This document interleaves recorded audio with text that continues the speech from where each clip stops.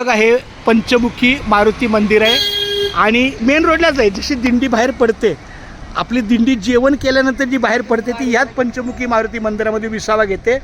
आणि इथंच काहीतरी नियोजन, इथं दिंडीची गाडी पण लागेल, म्हणजे काहीच अडचण नाही. इथं गाड्या नसल्यात, इथं दिंडीची गाडी ह्या बाजूला इथं कुठंतरी थांबली. खूप धन्यवाद माऊली. चल बाळा. तर अशा पद्धतीनं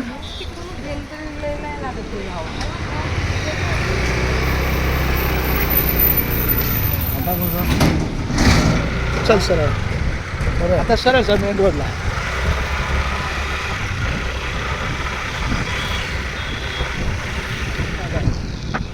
खूप धन्यवाद, खूप धन्यवाद. खूप रामकृष्ण रामकृष्ण.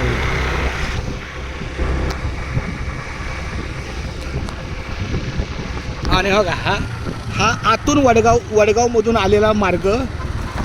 हा आता बघा हायवेला निघते.